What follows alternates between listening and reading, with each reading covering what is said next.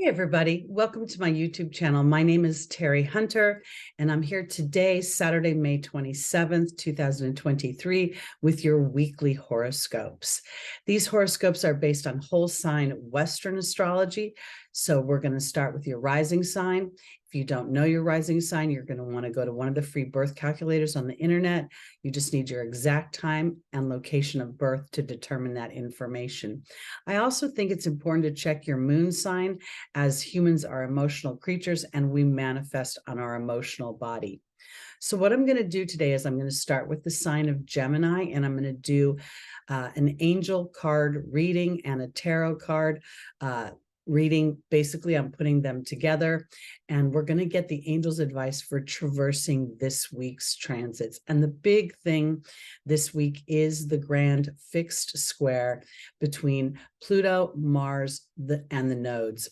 Jupiter is also involved, as Jupiter is conjunct the North Node.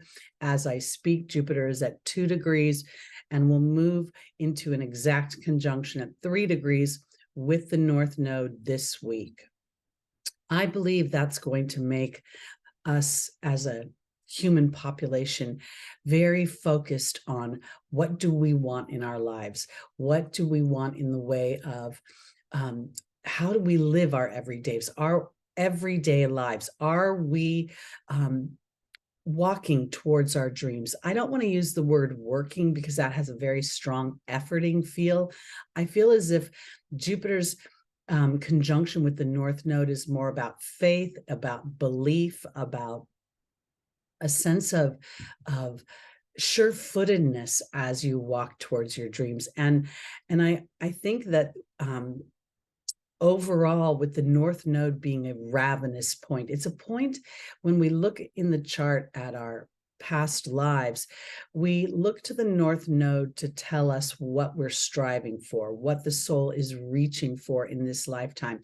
And I think with Jupiter coming into alignment, into conjunction with the North Node, this is going to make this really feel exasperated.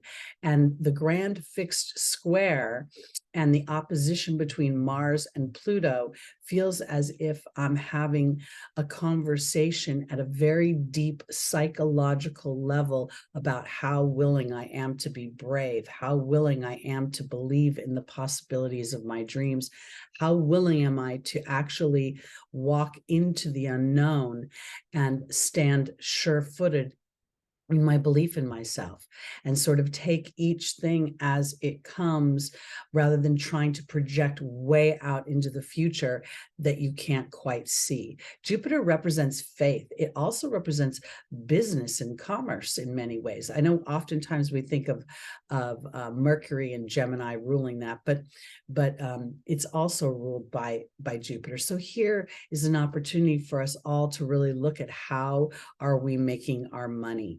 Is it aligned not only to paying our bills, but also to serve us in the long run, for us to feel as if we are thriving human beings versus just surviving? This dynamic between the nodes and Jupiter and Mars and Pluto feels as if it is kind of a fork in the road. And on one level, I could default to what feels normal. And on the other side of it, I feel like Jupiter's saying, are you willing to stretch yourself into a place where your deeper truth can be revealed, and not necessarily to the outside world, but to you and your heart?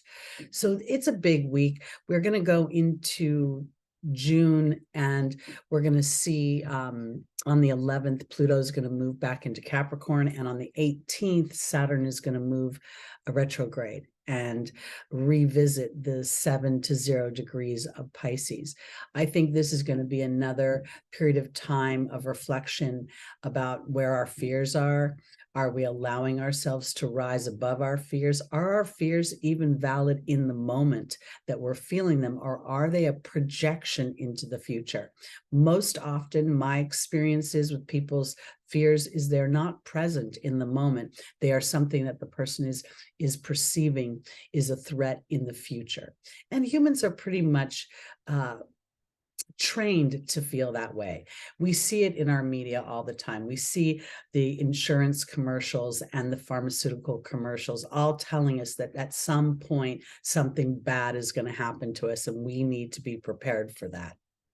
And part of what I think my job is as an intuitive astrologer is to represent the opposite of that. And rather than preparing for a problem, I want to prepare for a possibility. I want to prepare for something that feels authentic to my heart.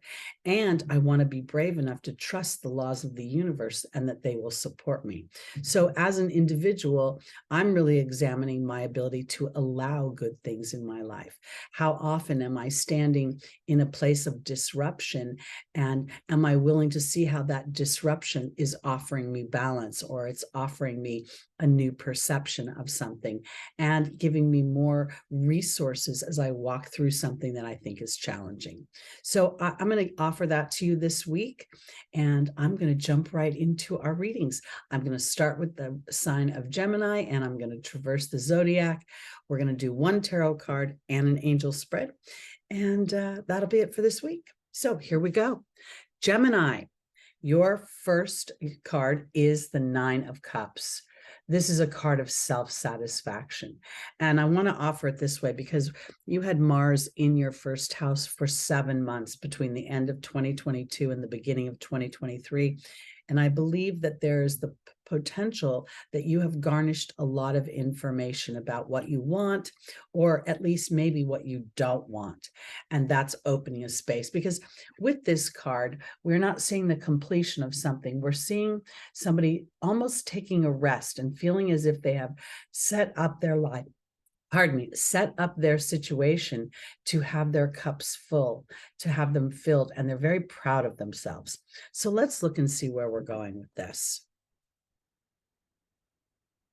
Because it may very well be a situation where you've had some sort of epiphany, or you've had some sort of awareness of something that you may have inadvertently overlooked. That's the way I want to put it.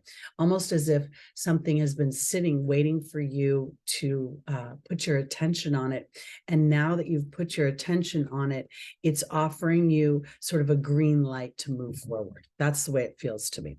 So our first angel for Gemini rising is the angel Ray. The second is Akasha, the teacher. The third is Indriel, the light worker. And the final is Grace and Antoinette. All right, Ray is being joined by the partnership card. Akasha is being joined by the bear. Indriel is being joined by the owl, and Grace and Antoinette is being joined by the forgiveness card. This spread right now very much speaks to me in a defining way. It feels as if Gemini is a sign of the twins, and oftentimes Gemini can kind of go back and forth in observing a situation and like a Libra, seeing both sides of the story. So here with Ray and the partnership card, very much Spirit is saying, be in alignment with us. As you sit in meditation, as you quiet your mind, you will feel a sense of connectedness that will open up a space of power for you. Ray, we see that yellow light coming out of her third eye. It's flanked by a green and blue color, which is my heart and my voice. So very much you will feel satisfaction as you start to speak, at least to yourself, of your dreams, of your desires, of the things that you want to experience versus the things you feel challenged by. Because Akasha, the spiritual teacher, and the bear represents history, but it also represents music and the enchantment of storytelling. And I have found recently that have been very satisfied with myself as I have walked through some disruptions, and yet I have taken a stance that's made me feel proud of how I've behaved. It's almost like I've seen myself evolve from my Aries rising being a little assertive and using my Libra sun to be a little bit more diplomatic. So here, I think what my Geminis are learning is the enchantment of storytelling. How will you tell your story? Will it serve your self-satisfaction, or will it take you into a place that makes you feel vulnerable? Because Indriel, the light worker, and the owl are here in the angel's advice. And the owl is an energy that is duplicitous. It's like the double-edged sword. One side can be what we feel is challenging, and the other side provides us with wisdom and information. And I feel as if Indriel is really looking and asking you, how are you telling the story of your life? How are you telling the story of your love life, of your money life, of your value in the world? Because if there's been a disruption, it does not necessarily invalidate you, and it does not necessarily put you in a position of compromise. It's really more your viewpoint. Because here, Grace and Antoinette offers compassion, and the forgiveness card is a reconciliation. It's an energy where I've walked through a challenge, and then I have garnished the wisdom of that challenge and how that challenge actually served to move my story forward in a more succinct way. So as you align in your partnership with Spirit this week, as you connect and you say to Spirit, these are my desires, these are the things that make me feel excited about this earthly experience, then Spirit will start to align and bring evidence into your experience that will support that. And if for some reason you've walked through a challenge in this last week, a lot of people that I've spoken to are experiencing changes within their work environment, changes within their home environment. And these changes aren't changes they've brought upon, quote unquote, themselves, but rather they're being thrust upon them. And this really is an opportunity at this fork in the road to choose the road that seems the most pleasurable to you, not the one that will pay your bills or serve any sort of entrapment in an everyday sort of, I feel like that hamster wheel. Oftentimes when we don't like a job and that job ends, because of the experience we have, we tend to look in the same genre or the same area, expecting maybe something different if we're working with different people. So I really want to encourage my Geminis right now to sit back and think, this is my solar return. Geminis, it's your birthday month. What do you want to experience over the next year? And are you willing to first take the mental and emotional steps to allow for that, and Spirit to bring the practical everyday steps for you to follow? Okay, that's where I'm going for my Geminis. Let's go on to our Cancers.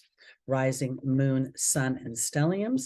You've had Venus in your house the last couple of weeks. I hope you've enjoyed that.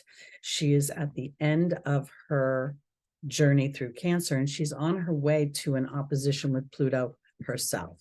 And when that happens, I believe it's going to be sort of a 1-2 punch, meaning Mars is exposing some imbalance. Mars is exposing this opposition with Pluto. It is bringing up an underbelly of how I feel about things and how I feel about myself and my life and my capabilities and the viability of my dreams. And now here comes Venus saying, are you willing to put your skills to the test? Are you willing to put your money on the table? Are you willing to bet on yourself? And that's where it gets a little bit sometimes scary for the human. So let's see what your tarot card is this week. It's the Three of Cups. So for my Cancers, this is This is a card of celebration. When you first look at it, it very much appears to be the fall time, the season of autumn, where we're harvesting all the things we've grown. And yet at the same time, this card represents a maturity, a wisdom. It's the three faces of the woman: the naive, the maternal, and the wise one. And so let's see where Spirit is giving you an opportunity to implement what you have learned about yourself, your wants, your desires, what makes you feel happy and celebratory. Our first angel for my Cancers is Layla. The second is Opal. The third is Grace and Antoinette. And the final is Archangel Uriel. You know, humans by nature, when they are content or comfortable, they don't really make any big sweeping changes, at least overall. Some people, there's always exceptions to the rule. This grand fixed square that's happening in, you know, between Pluto and Mars and the nodes is really sort of this karmic point of pushing us into this energy of what is your deeper truth? What do you really, really want? And are you sitting on that truth, or are you sitting on a hope that if you don't want too much, if you don't ruffle feathers, then you'll get what you want? Cancer is a very nurturing sign, and oftentimes it inadvertently will give up its wants and desires for the whole, for the family, to make the collective feel better. And that can sometimes actually be a very slippery slope when your efforts are not reciprocated. So what does Layla want? Layla's being joined by the cow. Opal is being joined by the hawk. Grace and Antoinette is being joined by the mystery card. And Archangel Uriel is being joined by the letting go card. Layla is an angel that talks about intention. She wants you to spend time in nature, really contemplating the deeper things that are important to you, the things that you want to experience. And the cow is offering abundance. It's an asking and receiving energy. It's a nourishing energy. We are talking about Jupiter in the North Node being in Taurus. The cow would very much indicate that. So I feel like for my Cancers, you have reached a certain point in your journey here, at a certain level of maturity. And now I think it's time here to celebrate that, to talk to Spirit about the things you want that make you feel abundant, that make you feel as if you're having an even exchange of energy. Because Opal is an energy that talks about God having a hand on you, God thinking of you as his child. And in this way, parents want to make their children happy.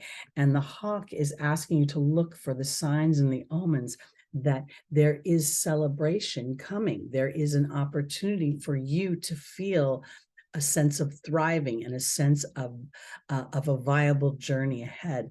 Because as you've made certain choices, the mystery card represents choice, and Spirit is asking you to have compassion for that to be your choice, as you have potentially walked through some challenges over the last couple of years. You know, Pluto's been opposing the Cancer energy, and it wasn't so long ago that we had the nodes going through that energy. So it's been a bit of a challenge to find a sense of hope, is the way I want to put it. So what I feel like Spirit is asking for my Cancers is to extract wisdom from the disruption that you have experienced, because Archangel Uriel talks about frustration, talks about anger, and how Archangel Uriel is helping that to subside so that you can feel the hand of God on your shoulder. The letting go card represents, for me, it's the song from the movie Frozen. It's funny how some distance makes everything look small, and the fears that once controlled me can't get to me at all. This is the Three of Cups. This is where I see more of a journey of wisdom versus celebration, but I am celebrating because of the journey of wisdom, what I have learned, what I've garnished. It's almost as if the Three of Cups is representing an energy of not being overly shocked by things, but rather a call to action to seek a deeper meaning to a situation. If we think about the idea that Mars and Pluto are opposing each other right now, Pluto is in Aquarius, Mars is in Leo. Leo represents the heart. What do I want for me? What do I want to express? How do I want to enjoy life? And Pluto is excavating the deep parts of yourself that will not let that happen.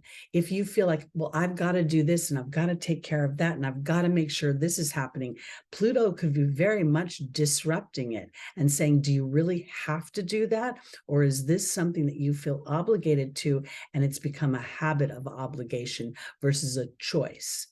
And so here, I think that this week, while we're still really feeling Mars's energy in this fixed grand square, you may feel yourself frustrated and a little bit, over the top, feeling like I've had it up to here. That's what my mom used to always say.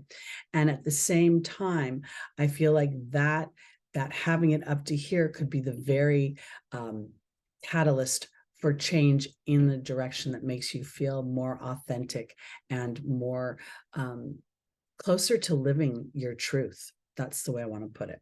Okay, let's go on to our Leos. I think it's going to be a big summer for the Leo energy, as Venus is going to spend 4 months in your sign. That would be the sign first house for you. And I think that there's a lot of, I think it's pretty exciting, actually. While there's this opposition to Pluto, and it will continue, I think that Pluto's really being our friend here. This is where Pluto is trying to kill the lies in our life. Pluto is trying to disrupt or put to sleep, put to bed, put to rest the places where we are inadvertently operating on someone else's agenda. People don't realize when they're living their everyday lives that we kind of get caught up sometimes. We get caught up, oh, I've got to pay this bill, I've got to pay that bill, and this particular job serves paying those bills. And then, we don't really enjoy the job, so we spend more money or we go out, and it becomes this vicious cycle. And I really believe that what's happening right now, especially as Venus moves into the house of Leo, is going to be, how do you value yourself? How do you feel loved? How do you express your talents? So let's see, Leo. The Knight of Wands. This is an energy of excitement. He's galloping. There's a calmness to the rider, while the vessel, the horse, feels very much in an urgency. And that might be a little bit of what you're feeling with Mars going through your first house right now, is that wanting to get on with it. Let's see.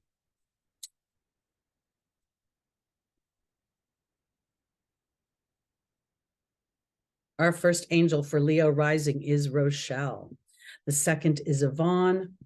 The third is Astera. And the final is Crystal.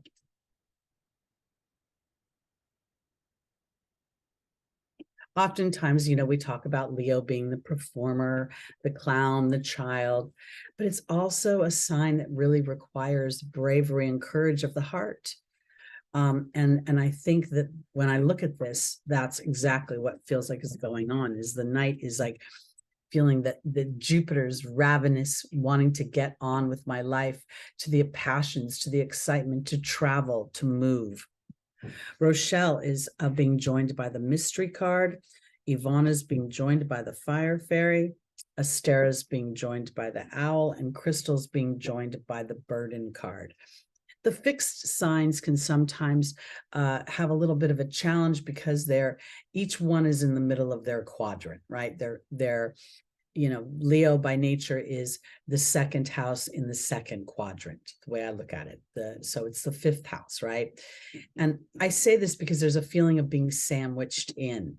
And here, I believe that this grand fixed cross with your first house being involved, and Mars is in that house, Venus is coming into your first house.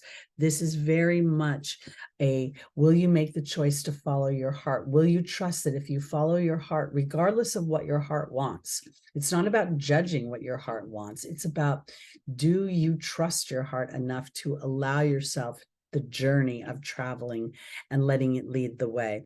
Because in the angel's advice, in the opportunity or the obstacle, there's Yvonne, my angel of vulnerability. And here's the Fire Fairy, which is all about optimism and creative action.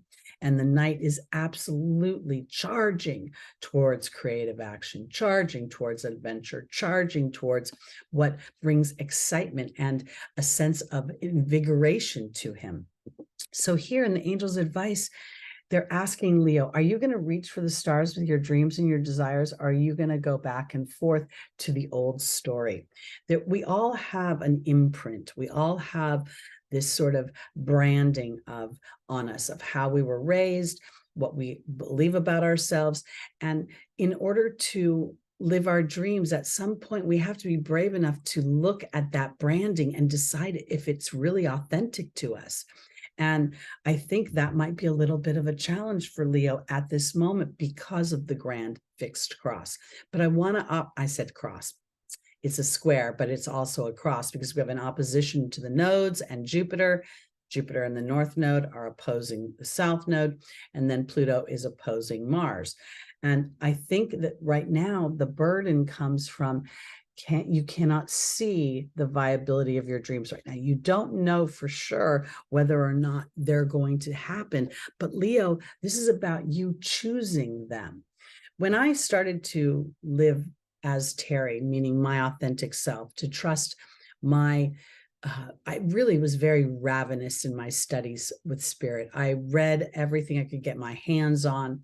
And as technology grew, I was able to watch more videos, and the diversity of the subject matter that I was studying felt like it was giving me a lot of tools. And then at the same time, I was a little nervous. Am I qualified? Am I not qualified? And there came a point when spirit said to me, are you going to trust yourself? Because if you don't trust yourself, you'll never know. So this to me feels very much like Leo trusting themselves, putting themselves out on a limb. And the limb is not someone else's agenda, but your very own agenda. And as Venus moves into your first house and spends 4 months there, she's going to ask you repeatedly if you're willing to use your skills, your voice, your talents to facilitate your dreams. And if indeed, for some reason, you get stuck in fear, I believe she's going to knock on your door very loudly over and over again, saying, I'm here, I want to live, and I want to live with you. So let's go have some fun. Let's go on an adventure. And this one is an adventure of the heart. All right, on to our Virgos. That's Virgo rising, moon, sun, and stelliums.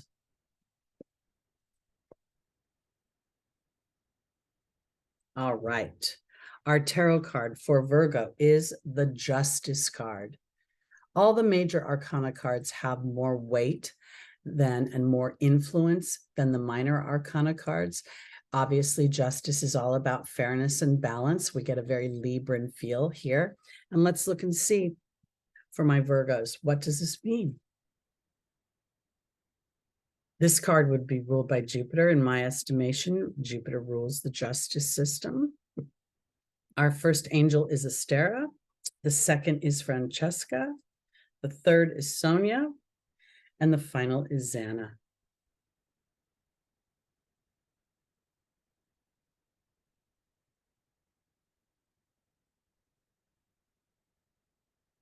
Astera is being joined by the Lady of the Lake. Francesca is being joined by the Love card. Sonia is being joined by the Forgiveness card. And Xana is being joined by the Letting Go card. All right, so this Justice card to me feels as if it is more about an interior job than something happening situationally outside of yourself. Virgo by nature is known to be dependable, reliable. It rules process, it rules our health, it rules being of service to other people. And I believe on some level that service, while it is viable and true to the house, I think that the human has inadvertently redefined that service. And now I'm wanting to backtrack, because what I believe is the greatest service that another human can offer those around them is to follow your heart, is to allow your dreams to grow, to be viable, to fall down, to pick yourself back up. And I feel as if all the disruption that we have been experiencing since 2020 is really offering us a new opportunity to pave a new road, to break down the structures that we are so incredibly used to, no matter whether they're balanced or not. Because I believe for my Virgos that this is asking, the Lady of the Lake is asking you to have the courage to reach for the stars, have the courage to really dig deep into your heart. And there may be a bit of an argument between your head and your heart, or your head and your emotions. It's as if, well, I would do this, but I can't because I'm obligated and dutifully bound to this dynamic. So I can't do that. And that's where Spirit is saying, really? You can't, or you think you can't, because now is a time to follow what you love. Francesca says, what do you desire now? Negativity will block your progress. And the love card to me doesn't feel as if it's about intimate love. It feels as if it's about, what do you enjoy? What do you want to experience in the way of laughter and fun and this feeling of thriving? Because you've got a whole team of guides right now offering you an opportunity to reconcile an experience, to find the justice and the balance in it. There is a reason why there is disruption. If we never experienced anything negative, we would not feel the resources, the capability, and the capabilities and the ability to chase our dreams, to capture our dreams. In my own personal journey, I worry about resources. I'm a single woman. I have no children. I have no means of support except what I can do for myself. And sometimes as I've aged, I have trepidation about that. And yet at the same time, Spirit shows me over and over again, as I align to the deeper faith in myself, as I see the value in my work, even when I mess up. Because when I mess up, sometimes there's more value in the mess up than there is in me doing things perfectly. And sometimes Spirit has said to me, the audience even gets a sense of what's the word I want to use? I almost feel like sometimes when I make mistakes or I go through challenges, that when my audience walks with me through those challenges and they see me determined to continue on my road, it helps inspire them. And so Spirit is constantly giving me good reasons why I should just continue on in my version of things, not in the version other people want for me, not in the version that is accepted by the herd, but rather that sense of individuality that makes me stand out. And I think that's what Spirit is saying for Virgo this week, that there will be some sort of divine experience that gives you a feeling of reconciliation through this journey of walking through your own personal truth, because here is where you're letting go of fear and you're finding protection in your connection to all that is. I absolutely believe that this universe has divine laws that when they are implemented, they appear magical. And one of those divine laws is the law of attraction. But the one that really, really matters is the law of allowing. Oftentimes, we can draw in a situation, but that situation can then present what appears to be a problem. Let me give you an example.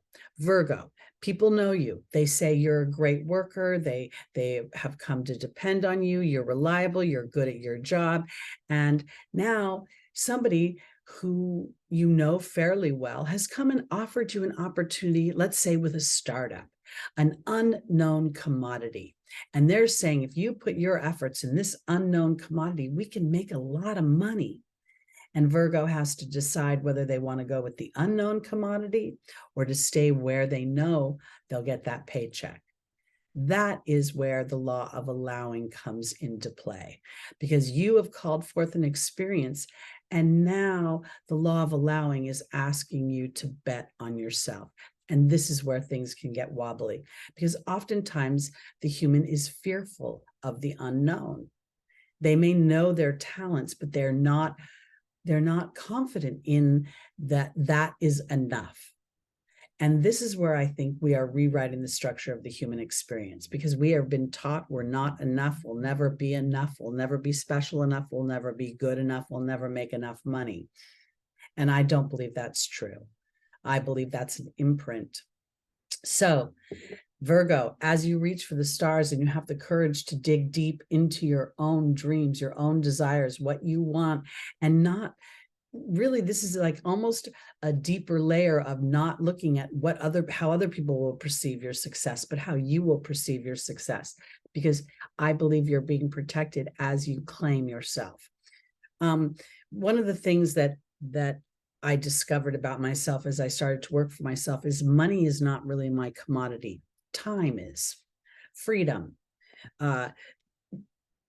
Being lazy, I guess, for lack of a better term. And I think I'm saying lazy because other people may perceive me as lazy. I meditate every single day for at least an hour. And I don't know that everybody finds value in meditation. So where to me, it's a very important commodity, it may not be to others. So I really want to encourage you to look at your life and to define it by your rules. What do you want for you? What's important to you? And as you do that, I think you're going to find more justice and fairness and experiences to implement that for yourself. All right, let's go on to our Libras. We have the Four of Cups. Now, this is a little bit of a challenging card, and yet it piggybacks what I was just saying, because this character is only focused on these three cups, and he cannot see or will not pay attention to an opportunity that Spirit is offering him. That happens so much in the human experience. Let's look and see where we're going, because this grand fixed square should be bringing up things that feel tense. That's the energy. It's boxed in, it's tense, and it's a bit fiery and pissy. All right, Libra, our first angel is Desiree. The second is Astera. The third is Xana. And the final is Crystal.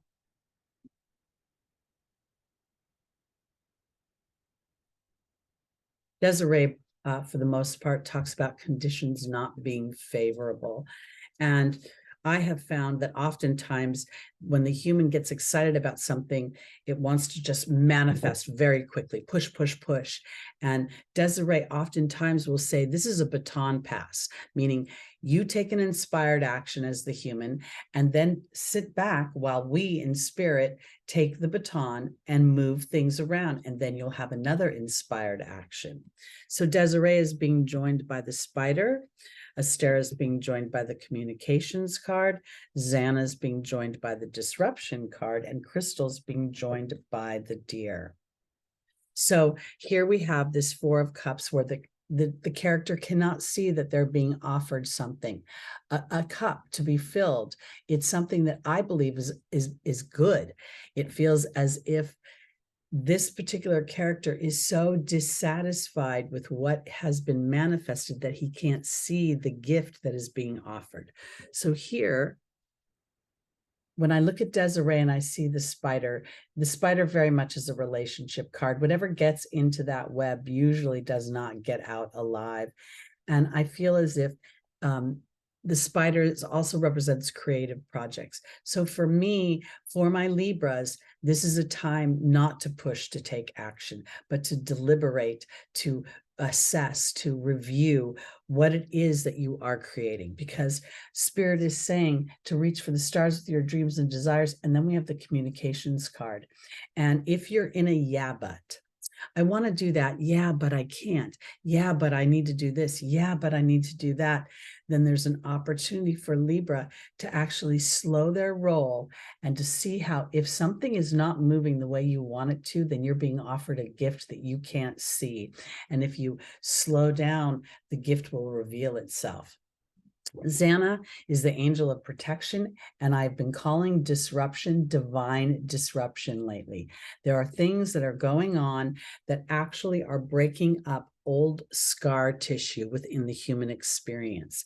And I believe right now for my Libras, Libra is a sign of partnership. It's a sign of cooperation. It's a sign of fairness. And if for some reason you're being inflamed by the idea that the world isn't fair or things aren't working out, they could be working out better than you can see with your eyes right now. And so I think Spirit is asking this week, rather than drawing any conclusions, to be open to have your eyes open so that you can be willing to receive a gift from spirit, from God, from source energy that you didn't know was coming. Because Crystal is saying, have faith and hope. There's more on the horizon that you can't see. And the Deer is about gentleness and diplomacy through the process. I personally have discovered this year and the end of 2022 has been fraught with little weird disruptions. I feel like, things with my plumbing and things with my electrical things are breaking, and I have a new property management, and they don't operate the same way the old property management people did. And there's an adjustment period. And my Aries rising can get a little pushy, right? It's like, come on, let's go. This needs to be fixed.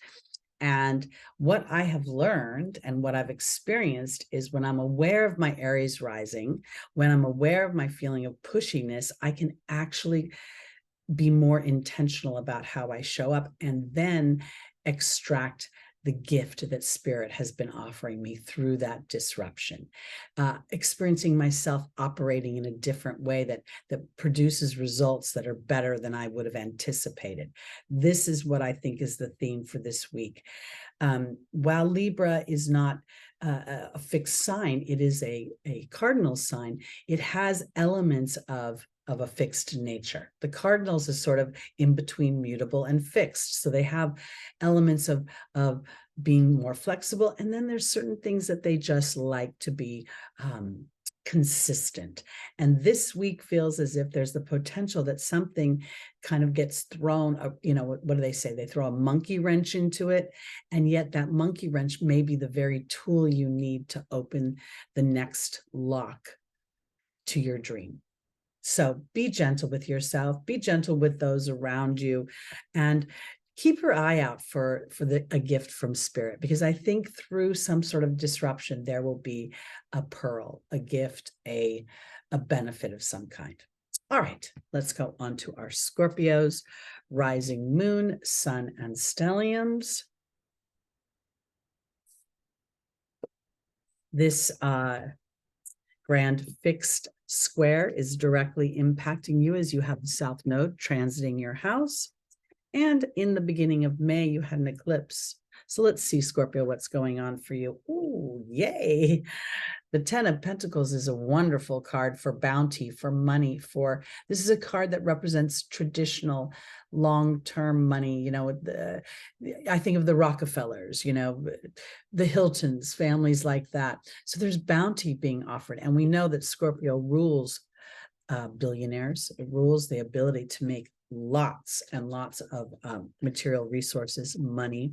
This card also has all the elements of the family. It has the parents, the children, the grandparents, even the pets. So there's a real sense of connectedness here. There's a sense of belonging. There's a sense of feeling secure. Let's see. Scorpio, our first angel is Patience. The second is Bridget. The third is Crystal. And the final is Sonia. Patience is never about sitting on an egg and hoping it will hatch. It's an observation of your own attitude, your own way of being, how you are. And I want to offer this because your ruling planets, both Pluto and Mars, are in very strong opposition in this grand fixed square. And I've been thinking of this as a bridge. Yes, it feels a little disruptive at first and a little daunting, but it feels as if when I have an awareness of the tension of these two oppositions, then I have the ability to create a bridge for them. And Mars and Pluto by nature co-rule your sign. So there is a cooperative energy here. And I feel as if this is an energy about being brave. This is an energy about digging deep into whatever may be historically imprinted upon me. Because this card represents a certain amount of history in bounty, history in money. Patience is being joined by the Queen, Bridget's being joined by the Truth card, Crystal's being joined by the Horse, and Sonia's being joined by the Lady of the Lake. The queen is a receptive energy. And when I see it, while it can represent the female, it very much, for me, represents the law of allowing. And for my patients, or with the patience card, I feel like Scorpio is being asked to observe how much are you allowing things to come to you? Are you somehow potentially stuck in a historic position, or stuck in a historic pattern of thought where you're seeing the family imprint, the family history, how you've been perceived in your family or your life up until now? Because for me, when I look at that queen, I really think it's about fertility, and it's about having a relaxed energy and observing how much am I connected to what I really want to receive. Am I in some ways arguing with myself? Because in the opportunity of the obstacle, we have Bridget and we have the truth card. And this truth card could be very much Pluto. It could be, are you looking to the deeper levels of your truth? Again, when I first started working for myself, I thought it was about putting money in the bank, making sure I have money. And then I realized that that money was not as important to me as time, and a sense of freedom, and a sense of feeling flow. I remember one day saying to Spirit, you know what? I just want to feel the ease of flow of money. I don't necessarily need to have bags and bags of money in the bank. I just want to know it's always going to be there whenever I need it. And that was a deeper truth that helped me calm my energy down and become more receptive to what I wanted. Because Crystal's saying, have faith and hope. There's more on the horizon that you can't see. And this horse card is very Sagittarian to me. And I think it goes back to Bridget and the truth, asking Scorpio to dig deeper into your beliefs. With the South Node going through your first house, this is a point that many people say is erosive, but to me, it's a point there that is requiring me to look at my ego. And is my ego edging out my deeper truth? Is my ego standing in some sort of human energy of feeling like I have to defend myself, or I have to prove myself? And that's where the South Node is saying, no, you don't necessarily have to prove yourself to another human, but instead allow yourself to blossom as the soul that you are, inhabiting a human experience. Because with Sonia being in the final position, this can represent a deceased loved one, but here it represents my soul, my team. And here is the Lady of the Lake, the fight between my head and my emotions, and the truth is held in the middle very calmly. And the truth here for me is that I am a soul having a human experience. And at this time, potentially, I've chosen to be a Scorpio Rising, because I'm willing to dig to the deepest parts of my being, and to play to that truth, and to be brave within that truth. And in many ways, to trust that truth is the safest place I can ever be. Because one of the things about Scorpio is that you rule things that happen in the dark. And oftentimes we think the boogeyman lives in the dark, or there's monsters under our bed. And this could very well be telling you that those stories aren't true anymore, and asking you to step into your power and to really claim in a material way an integrated experience between where you've been and where you want to go. Okay. Let's go on to our Sagittarius's rising, moon, sun, and stelliums.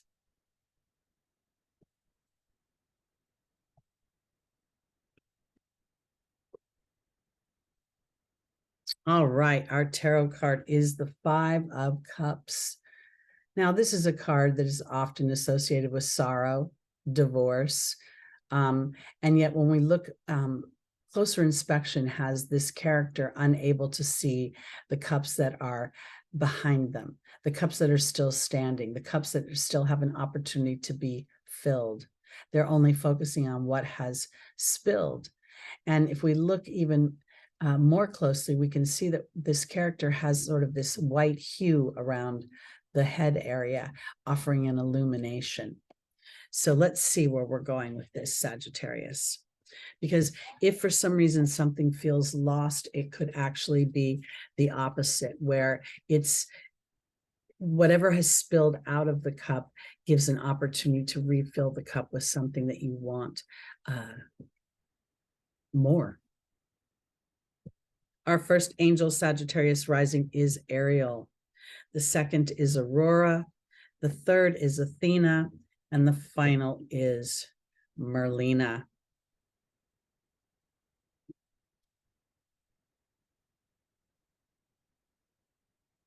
Ariel talks about new psychic and spiritual experiences shifting your viewpoint. Well, Sagittarius is such a broad viewpoint in the first place. You represent diversity, and you represent faith and travel and kind of big concepts, ideologies and philosophies and ways of being and thinking. And if indeed you've experienced some sort of loss right now, it could be an opening of some kind that you didn't see. And Ariel is bringing that up, because we have Ariel being joined by the Trust card. We have Aurora being joined by the Dragon. We have Athena being joined by the Swan. And Merlina is being joined by the Joy card. Now it's funny, we start this with a card of sorrow and it ends with the card of joy. As I look at this, I can't help but think, I've been talking to people that have had a lot of shifting in their work environments lately, and they've had trepidation about what that means exactly. And I feel as if for my Sagittarius, this Trust card and Ariel doesn't feel like you're really trusting something outside of yourself, but rather trusting a new viewpoint. The 47 reduces down to an 11. 11 is the master number of thought.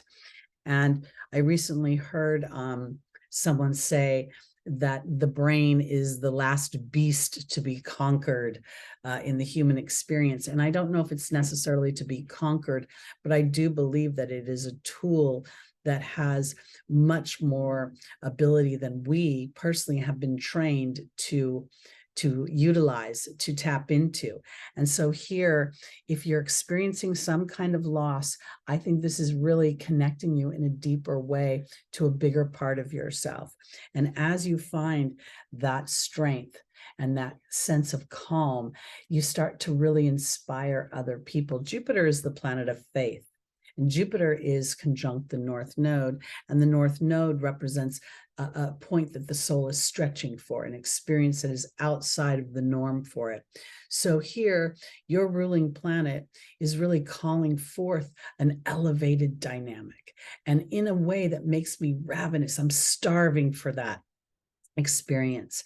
And I feel as if as you connect more and more with what you want and you have a sense of calm, you'll start to feel your own transformation. You'll start to feel the power of your own manifestation. I remember years ago, a friend of mine said to me, I was probably in my late 30s, and we weren't really talking about manifestations back then. We were still trying to work through whatever our issues were. And I remember him saying to me, whenever you want something, you just think about it and it seems to happen for you. And then I thought, well, that doesn't feel right, because I'm always experiencing really negative things. And then I had this moment in my head that says, well, that's what you're focusing in on. But if you paid attention when you're manifesting things easily, you're not giving yourself credit for that. You're too busy going back to what is not working, which is very much this 5 of Cups. So I feel as if there's any sort of indecision and confusion, it's time for you to start to focus in on what brings you joy. And when you do that, Merlina will now bring in what appears to be magical experiences to support that. I very much want to emphasize that if we are experiencing quote unquote loss or a shift in a dynamic that feels as if we are walking on a slippery slope, that could be the very thing that is taking us on a ride to a new place that's much better than we could have anticipated.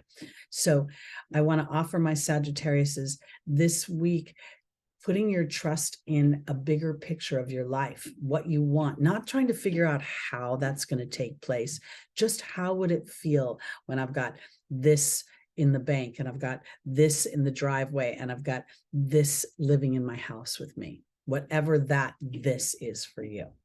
All right, let's go on to our Capricorns, rising, moon, sun, and stelliums.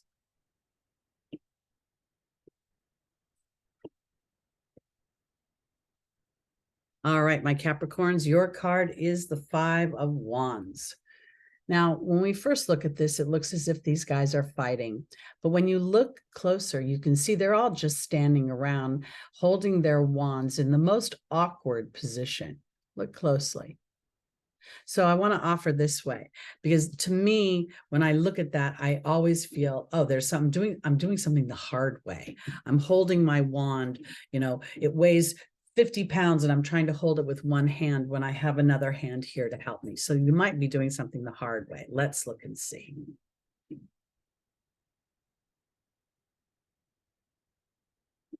Our first angel for Capricorn is Fiona. The second is Indriel. The third is Ariel. And the final is Isaiah.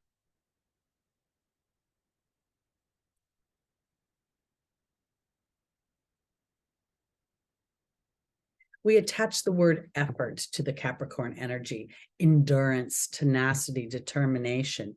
And here, what I think I'm seeing is Spirit saying, oh, Capricorn, you've learned through Pluto's transit in your first house that your connection to Spirit is the ground zero point of your manifestations. So in the past, you may have been, working hard, getting up and making sure you were doing everything you were supposed to do.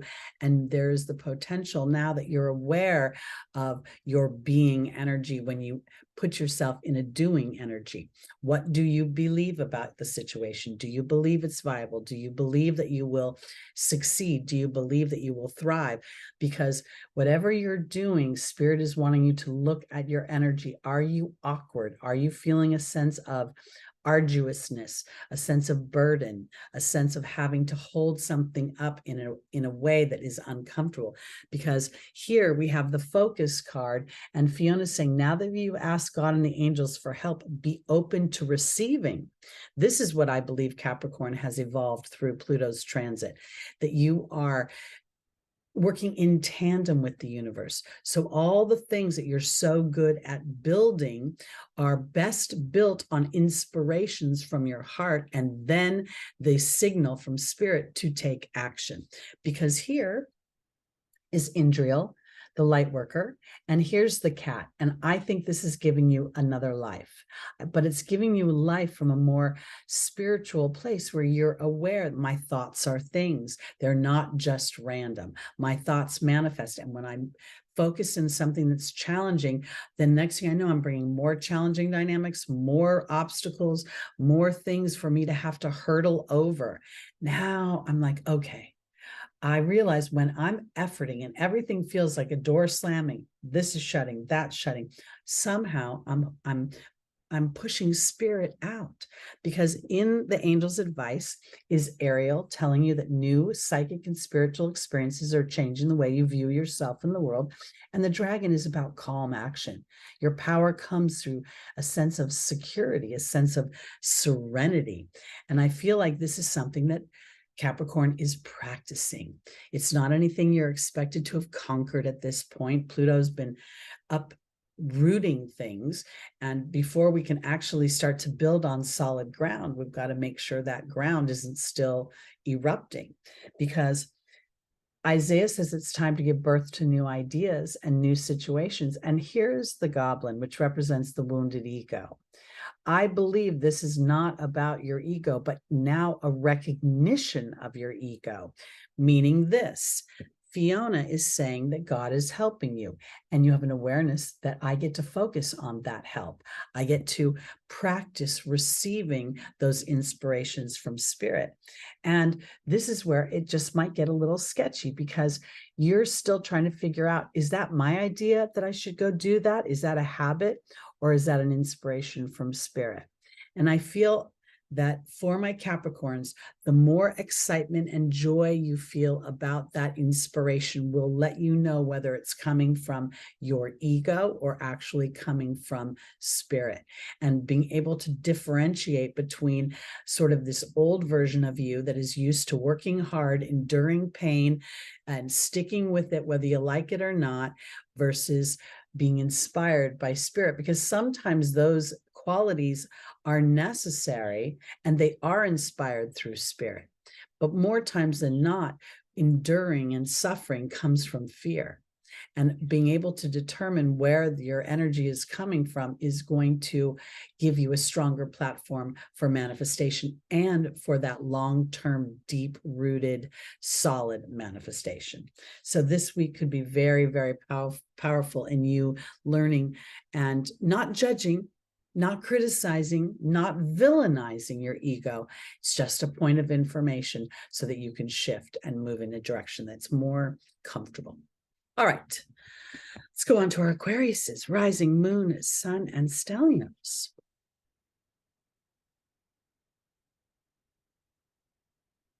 A lot of military helicopters this week going up and down the coast. Yesterday, there were 2 of them, and they literally shook the whole building. All right, Aquarius. The 7 of Swords. This is very much a card of going your own way, leaving the herd behind, taking your unique and genius thoughts and only caring what's important to you and leaving some other things behind. Let's look and see where we're going with this. We have Pluto going through your house. So the early degree, 0 degree of Aquarius is inflamed right now.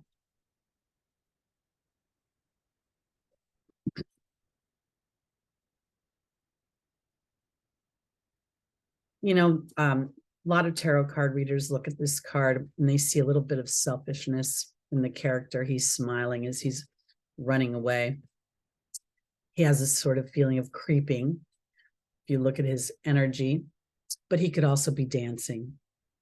So let's look and see. Our first angel is Oceana. The second is Adriana. The third is Astera. And the final is Ray. You know, Aquarius is so futuristic. Aquarius is outside the box. Aquarius is rebellious and liberating, and also has this little bit of anxiety attached to it because you are doing things differently. And at the same time, you're inhabiting a human experience that wants connection and acceptance. So Oceana talks about your heart, following your heart. And the hawk is representing sight above the fray. We have Adriana leading you past your fears. We have Astera offering you a reconciliation with the forgiveness card. And then we have Ray and the Queen being joined together. I want to say this for my Aquarius is going your own way, choosing your thoughts, allowing for your individuality feels as if it is in alignment with your truth, with the experiences that you've said you want to have in this lifetime. And I think right now, this is a time, you know, because when you, Aquarius rules the nervous system. The nervous system rules anxiety attacks. I have come to understand that when Aquarius feels anxious, there's something about what you're endeavoring that isn't authentic to your truth, or it's something that feels as if you'll pay a price for it. Spirit is here saying to go to your soul's calling, to allow yourself to swim up through those emotions, because you will see signs and omens that as you go your own way, this is a viable road, that you will learn that you are being led, and your fears that you're walking through are actually the resources that will give you more strength to trust as you move forward. Because Astera is saying to reach for the stars with your dreams and desires. Astera could be an Aquarius because she talks about the stars.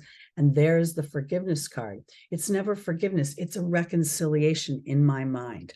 I went through this negative experience, and that experience actually was the fertile soil that led to this experience that I couldn't see at the time. That's what I think is going on, because here is Ray, again, in the meditative position, connecting her power center with her heart and her voice. How do I speak about my own desires? And the Queen is all about receptivity. It's about being fertile. And in many ways, in order for Aquarius to live out their dreams, they have to allow themselves to be individualistic, to not follow the crowd, to have their own thoughts, and to allow themselves to feel comfortable and to feel valuable, regardless of what other people say. This feels very much as if this grand fixed square that we're experiencing and will be experiencing for quite some time between Mars's entry into the square, and now Venus will be joining it, and Venus will be dancing in that position for months, asking what is our value? What do we feel about ourselves? Do we use our talents? Are we expressing our voice?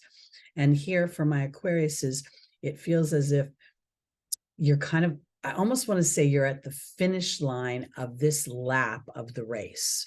While there are more laps ahead of you, I feel like there's an opportunity to have a sense of accomplishment. And it feels like it's coming from an emotional place. It's coming from a reconciliation of my mind, of understanding that if I want the life I want to live, that I'm going to be and feel different than other people and think differently than other people.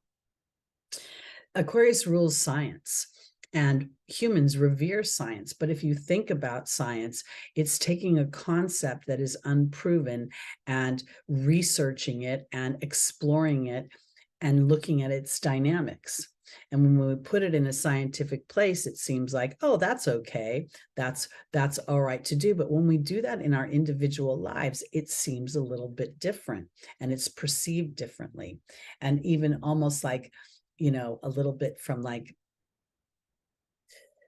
a negative place. And so I feel for my Aquarius is that even if it feels a little bit challenging right now, because again, Aquarius is a fixed sign and Pluto's in your house, even though it's just in the beginning, it's all part of this tense square.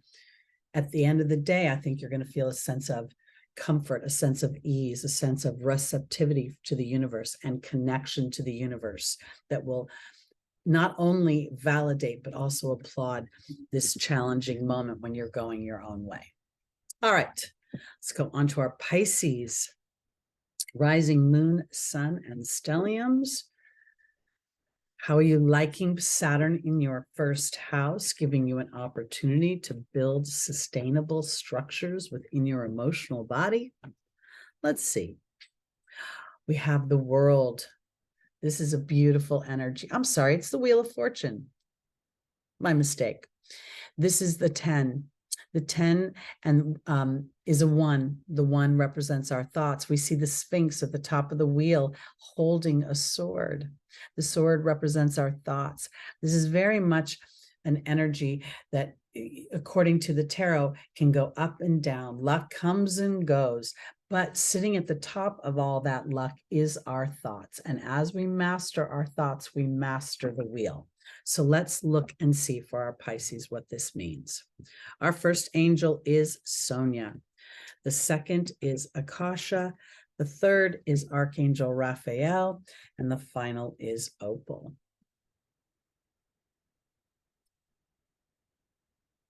Sonia is being joined by the owl. Akasha is being joined by the focus card. Archangel Raphael is being joined by the love card. And Opal is being joined by the forgiveness card. As I look at this for my Pisces, I feel very much as if this is an opportunity for you to truly connect with your team, your heavenly hosts, your deeper truth of this is how I want to say it. Pisces is a compassionate, empathetic sign.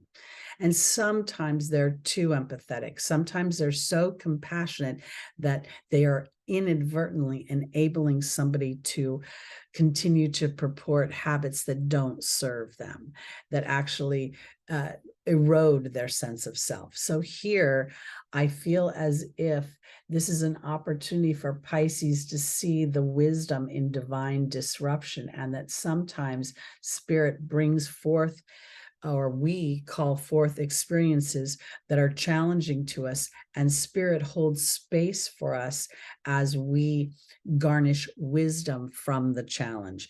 Because I think what's happening for Pisces is you're being taught about your focus.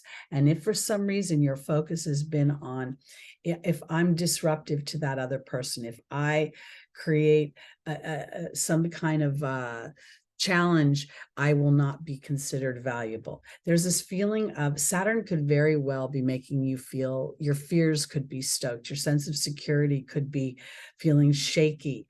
And I feel like the angels are saying that to move towards what is truly loving for you.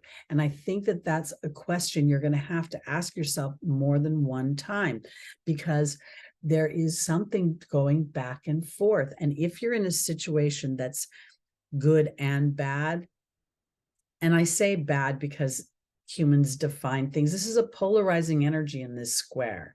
There's Mars and there's Pluto standing in an opposition. And I feel like for my Pisces, this is either going to be a tense moment or an opportunity to create a bridge. And you're going to have to determine from your perception if you are being overly optimistic, overly compassionate, overly overlooking a situation that's really, a little bit of a mess. That's what I want to say. Because when I look at the Wheel of Fortune, I feel like you have an opportunity to turn it around, but you're going to have to be a little bit more willing to look at what you're focused in on. If you're hoping something's going to change, let me be a little bit more. Let me give you a little bit of a brutal example. If you are married or living with an alcoholic, you're living an alcoholic's experience. And if that is not, say you don't drink. My grandmother drank a lot. My grandfather did not drink at all. They lived together for over 60 years. And unfortunately, my grandmother's alcoholism drove the relationship. Didn't drive it anywhere good, but she was extremely unhappy. And there was this weird sort of going around in a circle where the more my grandfather tried to control her alcoholism, the more unhappy she became, the more she drank, the more he became controlling. Something is going around in a circle for you, Pisces, where I don't know if this is the exact example. It could be something completely different situationally, but it's got the same bones. Something's going around in a circle and it's feeding the imbalance. And I feel as if when you recognize what brings you true love, there will be a healing. What makes you feel lovable, loving, and you're putting yourself in the mix because there is a focus and you're learning about your focus. And as you become aware of that, you will see some sort of reconciliation take place. And in that moment, it may be through a divine intervention of some kind. Somebody has an epiphany, somebody has a realization, because Sonia represents my team and the owl represents opposing energies, bad and good, giving me a sense of wisdom, a sense of contrast. And so somewhere in your experience, I believe that you may have been overlooking some things that were actually building up. And in the buildup, it could trip you up when you're trying to move forward. So as you stand in a more loving energy for yourself, your wants, your desires, what you need, not necessarily villainizing the other party or the other situation, but rather putting yourself as the focus. What's important to me? What do I want? What do I require? What am I willing to do to support my own happiness? Then I believe that God and the angels are going to give you an experience or a thought or a dynamic that will support that. It'll be just the beginning, but as you do, it will change your luck. It'll change your energy and you'll become more focused in on your thoughts in a way that where you become, it's an awareness. Oh, wow, that's a habitual thought. I always think that. Is that still true? Maybe it's not. All right.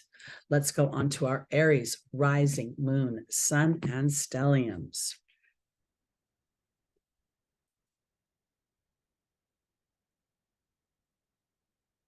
All righty. Our tarot card is the Page of Swords. This very much feels like Mars right now to me. And Mars is in Leo. And I feel as if this is giving me an opportunity as an Aries rising myself to be aware of my thoughts, to be aware of my go-to thoughts. I'm a fiery little thing, I'll tell you. And there are customer service representatives that wish they'd never hear from me again. But I will tell you that as of late, I have found great triumph and a bit of a hero within myself as I am aware of my habitual way of thinking. And now I'm operating on a new evolved version of thought. And that's what this Page of Sword feels like. I'm practicing new thoughts. I'm practicing a new awareness. It's not quite rooted. I'm not in that king energy yet, but I am absolutely more than willing to shift. There's movement within this page. Let's see. Our first angel for Aries is Caressa. The second is Merlina. The third is Isaiah. And the final is Omega. Then we have the novice joining Caressa. We have the raven joining Merlina. We have the bee joining Isaiah. And we have the owl joining Omega. I think this is wonderful. I really believe that Pluto is my friend. I know Pluto's not easy. I know Pluto is excavating the darkest toxic energy from me, but toxicity does not serve being a vital energy. So as I'm aware of things or old habits of thought that aren't serving me, I get an opportunity to put them to bed and to start to practice new skills of thought. This is what I have personally been experiencing in the last year. As I started to be aware of all the Pluto squares in my personal natal chart, it started with disruption and anger and frustration and me thinking that I was in the right, but my behavior was putting me in the wrong. And I was disengaging people from helping me versus having them help me. This has been a process that's been going on for 4 or 5 years now. And at this stage, I feel as if my awareness has given me a new start. And I'm practicing new skills because Merlina here represents balance for me. When I look at Merlina, I see the yin and the yang. I see 2 dolphins. I see a lot of synastry here. Yes, on the face of the card, it talks about confusion, but I don't really feel it. I feel like it's time for me to seek balance as an Aries. It's time as an Aries rising for me to play to being a courageous hero, a pioneer in my own life, willing to try new things and see what works. Because Isaiah is saying there's a new beginning and there's victory because I'm aware of my being energy as I'm dancing with others on this planet. We're all co-creating. And I personally have become aware of this. Sometimes I'm really good at implementing this new version of myself, and sometimes I'm a little more challenged. But my awareness of the up and down brings even more victory into my experience. Yesterday, I had a frustrating experience with a delivery, and I had a boogeyman delivery, literally like something was delivered to my house that I never ordered. I called the company and it was some weird hacker thing.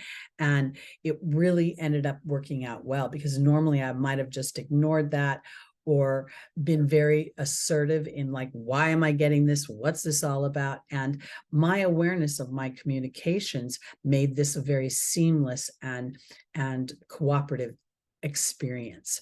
So as Mars and Pluto, who are co-rulers of Scorpio, with Mars being the ruler of Aries, this is an opportunity for you to be brave and not whether you're right or wrong, but is my way of being engaging others onto my side, or am I inadvertently repelling them? Am I inadvertently being overly assertive to the point where people are avoiding helping me versus wanting to work with me? I'm saying that in round terms because it could be with anything. It could literally be walking into a market, engaging someone in the customer service department, or it could be within your everyday environment. But whatever it is, you're having an opportunity to really use your thoughts, your words, your communication in a way that is a valued tool versus an unconscious weapon. All right, on to our Tauruses, rising, moon, sun, and stelliums.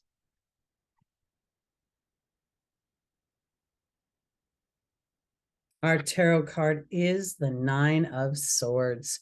This is a card of worry, and the worry is very, very extreme. But at the same time, there's no obvious threat here. So there's a projection into the future. Now, as a Taurus rising, if you're an early Taurus, 3 degrees, 2 degrees, you've got Jupiter and the North Node right on any personal planets you have there. I bring this up because Taurus likes security. Taurus does not like change very easily. And if indeed, for some reason, you're worrying about something, I sort of want to put into your mind that worry is a form of prayer that doesn't serve you. It puts your attention and your intention in the very experience you don't want to have. Now, when we look at this card, the actual bed this character is sitting in is the pillow is yellow, represents power of the mind. We have this very bright and colorful blanket, which to me represents bounty. And then we see this in the orange here. We see what looks like fighting. It's an unconscious fears that could be creeping up on you. And your awareness of an unconscious fear can start to neutralize it because you can see it as a pattern, as an imprint versus what is actually happening in your everyday life. All right, Taurus, our first angel is Chantal, the angel of romance. The second is Ray. The third is Caressa. And the final is Daniel, the angel of marriage. Wow. All right.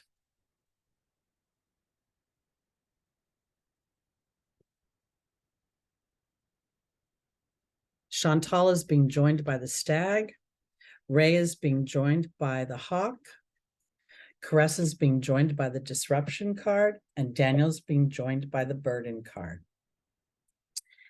I'm going to say it this way for my Tauruses, because many of you may be in relationships, many of you may not be, but what I think Chantal is representing is the things that you love, the things that make you feel valued, the Venusian things, partnership, your skills, your voice, your family history, the things that your house rules. I think this is an opportunity for you to see if you're standing in leadership for the things that you love and want to experience, or if for some reason you're feeling a sense of stubborn pride about what you have to worry about.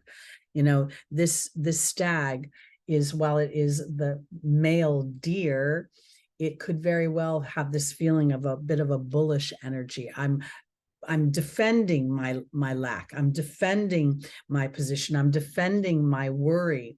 Paying attention to that, because Ray is offering you signs and omens that things are shifting for you. Yesterday, I'm a Taurus moon, and yesterday I was talking to my friend, and I changed my cable. I left Cox cable after like 20 years, and I got Dish, and I don't know why. I had some really weird reaction to it.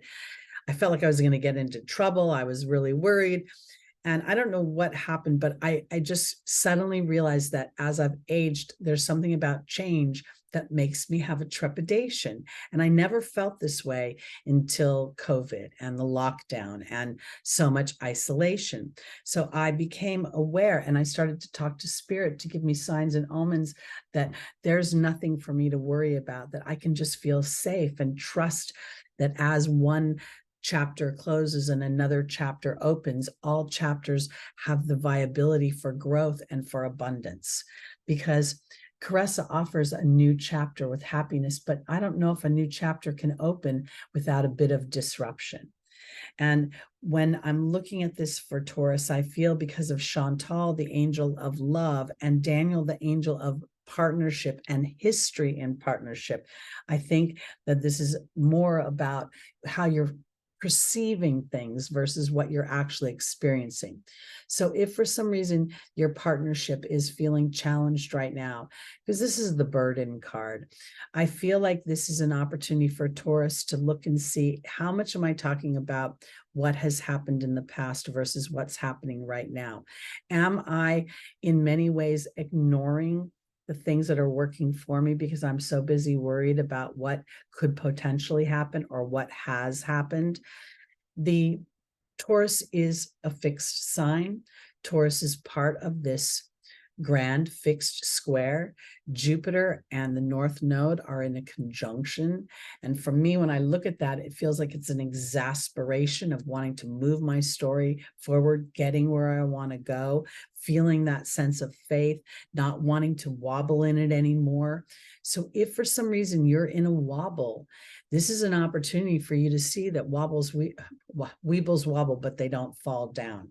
This is an opportunity for you to be aware of your own story and how much of your old story you may be bringing into the present, and then assessing your future based on the old story.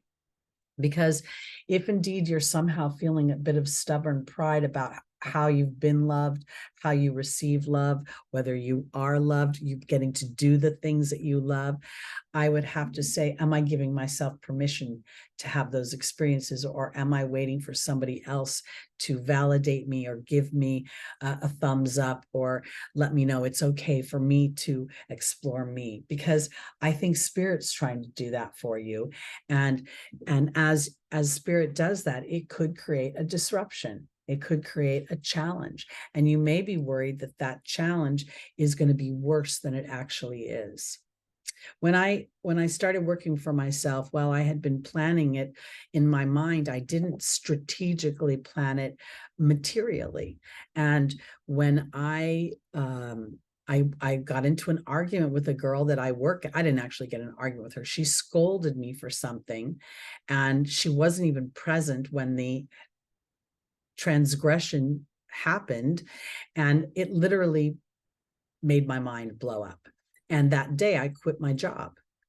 I didn't have any intentions of doing it. And that was 9.5 years ago. And I've been working for myself ever since. I don't suggest you lose your mind and quit your job, but I do know that that moment was a defining moment for me, because I had to ask myself a lot of questions. Would I be a leader for what I love in my life? Would I trust that Spirit would have me if I stayed the course? Would I understand that I had to experience some disruption in order to give new life to me and to who and what I wanted to be? And yes, I did have a bit of a burden as I wondered if the story of, I grew up on welfare. I grew up in a family that did not have a lot of material resources and didn't have a lot of drive or determination to create material resources. So I didn't know if I had it in me, but I knew I had the willingness to try. Now, thank God I have an Aries rising, right? Good news, bad news. So I was willing to be brave. So I believe for my Tauruses, to round this out, you may be worrying about something or projecting some kind of worry that isn't actually in play yet. And it's an opportunity for you to assess everything you've built up until now and to trust yourself more and to have a bit of discernment between what was, what is, and what can be. All right, that's it for me for this week. I will be producing the June videos. Hopefully I'll get them done on Monday and Tuesday and Wednesday and have them out by June 1st. Fingers crossed. I've had a lot of interruptions this week, but they were necessary interruptions. So, all right, everybody, thanks so much for watching. Please like, please subscribe. If you'd like to book a reading with me, I am available both for astrology readings as well as angel readings. So just reach out. The information is in the description. I'll see you next week, live 11 a.m. Pacific time on Sunday. Peace out.